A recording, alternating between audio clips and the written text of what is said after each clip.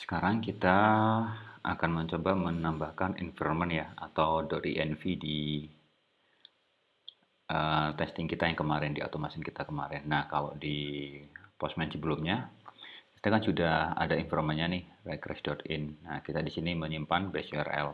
Nah, sedangkan di code kita yang sebelumnya itu kita masih menggunakan cara seperti ini. Jadi kita masih menuliskan manual atau kita belum melakukan pengaturan di .env-nya. Jadi kita masih melakukannya manual di sini. Nah, agar ketiga tes di sini, agar kedua tes ini itu base URL-nya itu ada di .env atau environment, kita perlu menambahkan sebuah library namanya .env. Nah, untuk instalasinya kita tinggal npm install .env. Kita copy saja, kita paste di sini. Tunggu sebentar. Oke, berhasil. Setelah itu kita tambahkan file .env di sini. Oke, kita buat file .env, kemudian di dalamnya kita bikin variable misalnya namanya base URL gitu. Value-nya adalah http request.in. Kita simpan, kemudian di registrasi dan di user list kita perlu memanggil seperti ini. Require .env.config function. Oke, kemudian nah di sini kita cuma tinggal manggil seperti ini. process.env.baseURL. Oke, kita hapus yang belakangnya. Nah, lakukan hal yang sama terhadap user list. Nah, jangan lupa tambahkan require.env.config di sini. Oke, kemudian kita coba run. npm test.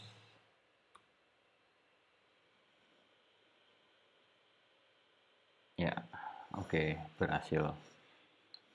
Jadi seperti itu untuk menambahkan environment di Mocha.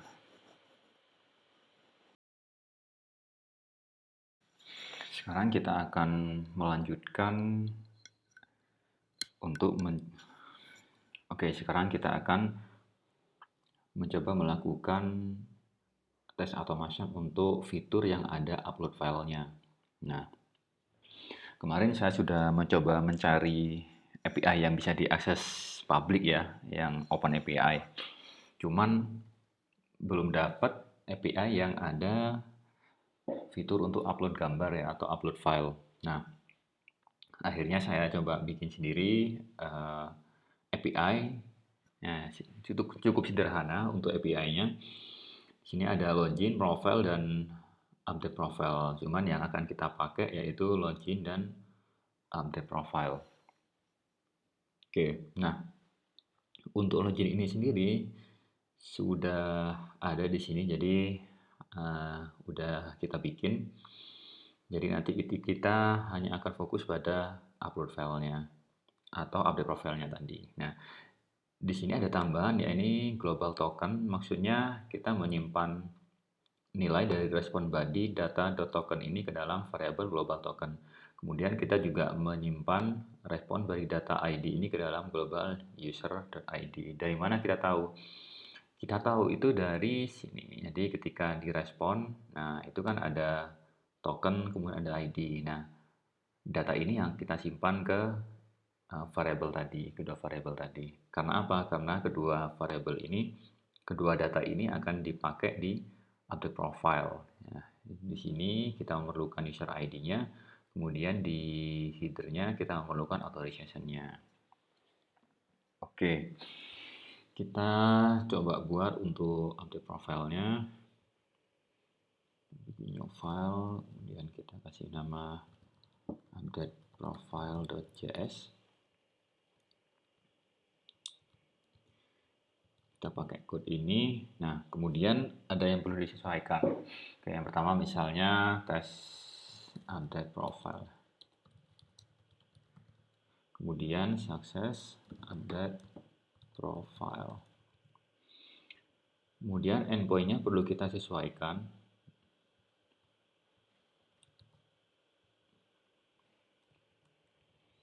Kita ganti dulu. Nah, di sini kan kita memerlukan user ID. Nah, user ID ini kita ambil dari variable global tadi, .user ID.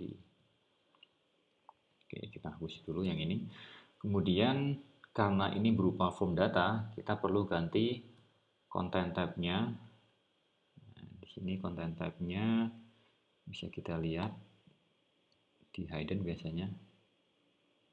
Nah, di sini dia form data.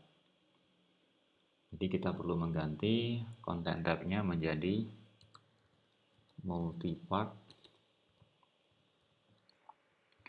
/ form data. Oke, kemudian kita juga perlu menambahkan authorization. Oke, tambahkan authorization. Kemudian ini bearer sesuai dengan standarnya tadi. Nah, ini adalah global tokennya yang tadi ada di test login. Nah, untuk yang send ini kita ganti menjadi field. Oke, untuk parameternya kita sesuaikan. Di sini kita menggunakan name, email, dan foto. Oke, ini kita ganti name, misalnya John Doe. Oke, nah kemudian kita menambahkan yang namanya attach. Kita akan melakukan attachment file. Nama parameternya apa atau nama yang akan kita kirim ya. Di sini kan kita menggunakan foto. Nah, maka di sini kita sesuaikan. Kita menggunakan foto. Nah, kemudian kita memerlukan file system ya. Jadi di sini kita perlu require dulu file fs sama dengan require fs. Fs ini maksudnya file system ya. Kemudian kita tinggal panggil aja di sini fungsi fs-nya fs.read file sync. Oke, kemudian nah ini merupakan lokasi di mana file kita berada. Nah, untuk yang sekarang itu filenya berada di folder aset kemudian profile.jpg. Nah, itu yang akan kita kirim. Asset/profile.jpg. Kemudian diikuti oleh nama yang akan kita kirim. Jadi kalau ini kita melakukan load filenya, nah ini merupakan nama yang akan terkirim ke server. Oke, kita simpan. Kemudian coba kita run. Runnya masih sama menggunakan npm test, tapi kita akan spesifik ke dalam folder upload file. Jadi yang akan di-run itu hanya file-file yang ada di folder upload file ini. Oke, kita coba run. Ya, berhasil dan coba kita lihat di sini apakah berhasil.